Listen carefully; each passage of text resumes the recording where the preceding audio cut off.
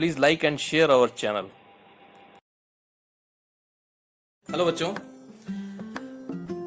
जैसा कि पिछले भी कई वीडियोस के अंदर हम लोग ने आपके साथ शेयर किया है कि किस तरीके से हम प्लास्टिक वेस्ट को या किसी भी तरीके की जो भी ऐसी वेस्ट हमारे पास बची होती हैं उनको हम कैसे रीयूज करें, रिसाइकिल करें या उनसे बहुत अच्छे अच्छे हम क्राफ्ट बनाएं ताकि ये जो वेस्ट मटेरियल है इसको हम लैंडफिल में जाने से रोक पाएं। आप सभी को मालूम भी है कि अगर बहुत ज्यादा वेस्ट अगर हमारे घर से निकलता है तो वो हमारे लैंडफिल में जाता है और उस वजह से जब वो एनवायरनमेंट में पड़ा रहता है तो बहुत सारा उसमें से जो ऐसी गैसेस होती हैं जो कि एटमॉस्फेयर में जाती हैं, जो पोल्यूशन क्रिएट करती हैं, पृथ्वी के ऊपर, पृथ्वी के अंदर जो बारिश का पानी है उसको जाने से भी ब्लॉक कर देती हैं। तो इसलिए हमारा सभी का ये प्रयास होना चाहिए कि हम लोग अधिक से अधिक जो भी हमारा जो वेस्ट मटेरियल है उसको हम अधिक से अधिक यूज करें, उसको रीयूज करें, रिसाइकिल करें, उसको रीशेप में लेके आए, उसको किसी और ऐसे काम में लेके आए जिससे कि वो लैंडफिल के अंदर ना जाए, उसको हम कचरे के डब्बे में ना डालें। तो इसी कड़ी के अंदर आज हम एक और क्राफ्ट आपके लिए लेके आए हैं। तो आप इसके लिए कुछ चीजें हमें चाहिए होंगी। सबसे पहले हमें चाहिए होगा एक ये ढक्कन, बॉटल का, किसी भी बॉटल का आप ढक्कन ले लीजिए, लेकिन ढक्कन ऐसा होना चाहिए जो कि थोड़ा सा चौड़ा हो, राइट। थोड़ा चौड़ा ढक्कन आप लेंगे तो इससे आपका क्राफ्ट ज्यादा बेहतर बनेगा। तो एक ऐसा ढक्कन ले लीजिए। एक जो स्केच पेन होता है, आप देख पा रहे हैं, स्केच पेन का जो ऊपर का हिस्सा होता है वो मैंने निकाल दिया है, जो एक प्लास्टिक यहाँ पे होता है, और जो यहाँ निब होती है वो निब वाला पोर्शन भी हमने निकाल दिया है। ये तो इस तरीके से आपका ये अभी स्केच पेन अभी ये इस तरीके से इसको आपने बना लेना है। इसके अलावा एक छोटा सा टुकड़ा हमने रिफिल का लिया है। ये आपके पेन की रिफिल है, नॉर्मल जो पेन होता है उसकी रिफिल है। इसको हमने काट लिया है, लगभग आप देख पा रहे हैं, लगभग मेरी लगभग उंगली के साइज के अंदर ही है ये। और एक हमारे पास फटा हुआ एक कोई भी गुब्बारे का एक टुकड़ा रबर का, ये भी बहुत काम आने वाला है क्योंकि इसको भी हम लोग फेंक देते हैं, ये छोटे से टुकड़े को, इसको भी आपने फेंकना नहीं है, ये भी हमारे क्राफ्ट के अंदर यूज हो जाएगा। तो सबसे पहले हमने करना ये है कि ये जो हमारा जो ढक्कन है, इस ढक्कन के अंदर हमने 2 छेद करने हैं। पहला छेद हमने इस तरफ करना है और इसकी जो मोटाई है वो बराबर होनी चाहिए हमारे इस स्केच पेन के जो वेस्ट है बचा हुआ स्केच पेन का उसके बराबर, ताकि ये इसके अंदर आराम से इंसर्ट हो सके।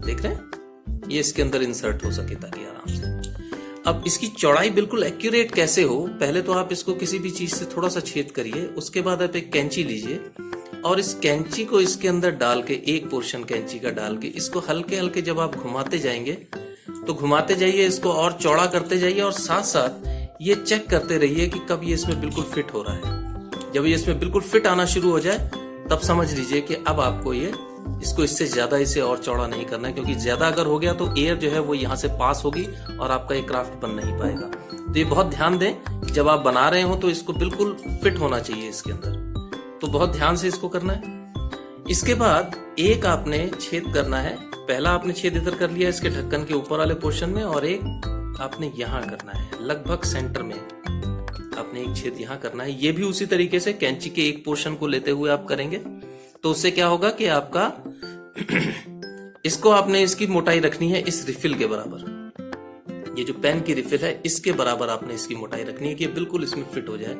ना बहुत छोटा, छोटा होगा तो अंदर नहीं जाएगा रिफिल ये, और बड़ा होगा तो इसमें एयरिंग हो जाएगी, यानी कि हवा यहाँ से निकल जाएगी तो भी आपको दिक्कत होगी। तो फिर आपको क्या करना होगा, इनकेस अगर बड़ा हो जाता है तो आप यहाँ पे फेविकोल या कोई भी ग्लू को लगा देंगे तो भी ये छेद बंद हो जाएगा, ईयरिंग बंद हो जाएगी। कोशिश करें कि बिल्कुल एग्जैक्ट साइज हो तो ज्यादा आसानी आपके लिए रहेगी।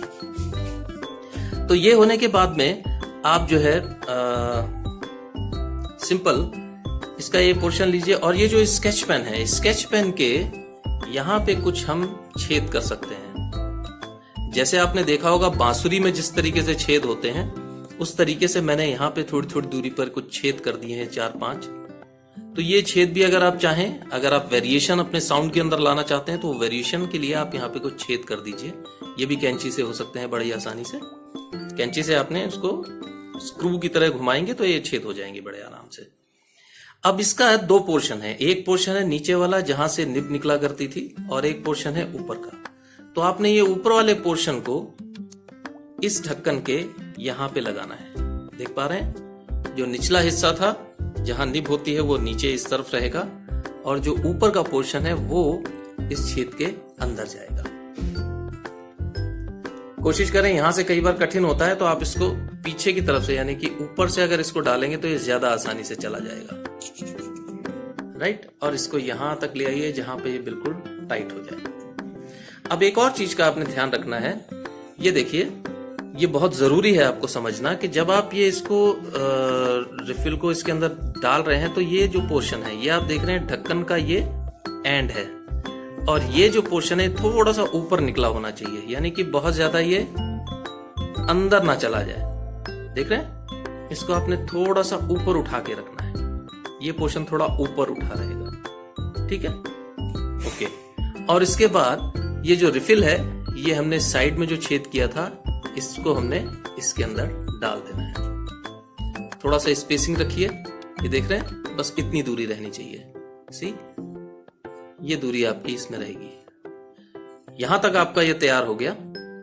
अब आपने इस जो फटा हुआ आपके पास पुराना गुब्बारा है, इस गुब्बारे को आपने इसके ऊपर चढ़ा देना है। चारों तरफ से उंगलियों से पकड़ लीजिए। अब कोशिश करिए कि ये वाला पोर्शन भी इधर चला जाए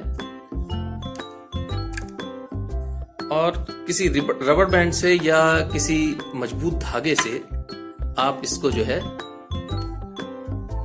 यहाँ पे रोक दीजिए ताकि ये गुब्बारा जो है ये अब नीचे ना जाए। ताकि मैं थोड़ा इसको पकड़ के कर रहा हूं, आपको शायद ये दिख नहीं पा रहा अभी। थोड़ा सा कठिन काम है ये वाला, थोड़ा सा ध्यान से करेंगे तो ये भी हो जाएगा। बस ये ध्यान रखिए कि ये सारे के सारे बराबर होने चाहिए।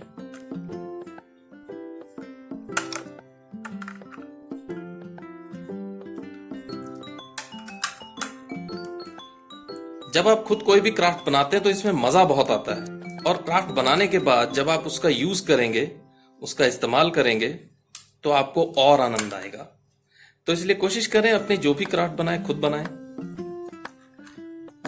बड़े की किसी की मदद लेना चाहें तो जहां पे जैसे कुछ कटिंग करना है या कोई चीज ऐसी है जो कि शार्प ऑब्जेक्ट्स का अगर आप यूज कर रहे हैं तो कोशिश करें कि किसी बड़े की वहां पे मदद ले लें ताकि आपके हाथों में कोई दिक्कत ना हो, आपको कोई चोट ना लगे। तो घर के किसी बुजुर्ग हैं, बड़े हैं, उनकी मदद ले लीजिए और अपना क्राफ्ट तैयार कर लीजिए। अब ये आप देख पा रहे हैं कि ये हमने इसको इस तरीके से हमने इसके ऊपर चढ़ा दिया है और इसको हम थोड़ा सा और ऊपर उठा दे रहे हैं। अब होगा क्या कि इस पूरे प्रोसेस के अंदर समझने की कोशिश करिए कि इस पूरे प्रोसेस में जब हम यहां से जो रिफिल वाला पोर्शन है, देख रहे हैं, ये जो पोर्शन है यहां से हम इसमें फूकेंगे। जब हम इसमें फूकेंगे, फूक मारेंगे तो हवा जो है वो बाहर निकलने की कोशिश करेगी। अब हवा को यहां से बाहर निकलने के लिए जगह कहां मिल रही है? इस रिफिल के जो स्केच पेन का जो ऊपर का पोर्शन है, ये वहां से हवा इसको निकलने की कोशिश करेगी और जब ये निकलने की कोशिश करेगी तो ये गुब्बारे को थोड़ा सा ऊपर उठाएगी और ऊपर उठाते ही इसके बीच में एक वाइब्रेशन होगा और उस वाइब्रेशन की वजह से एक साउंड निकलेगा और वो साउंड जो है वही हमें चाहिए। और उस साउंड को करते हुए जब हम इसमें जो छेद हैं, ये जो हमने छेद किए हैं, इनमें जब हम इस तरीके से उंगलियां बजाएंगे तो बिल्कुल ऐसा ही लगेगा जैसे आप कोई बांसुरी बजा रहे हैं।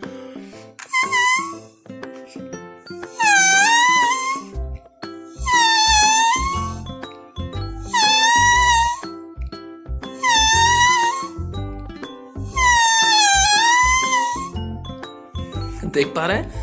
तो आप ऐसे अपनी खुद की बांसुरी बजा सकते हैं और इसके जो छेद हैं ये भी बनाइए, एंजॉय करिए। Have a nice day.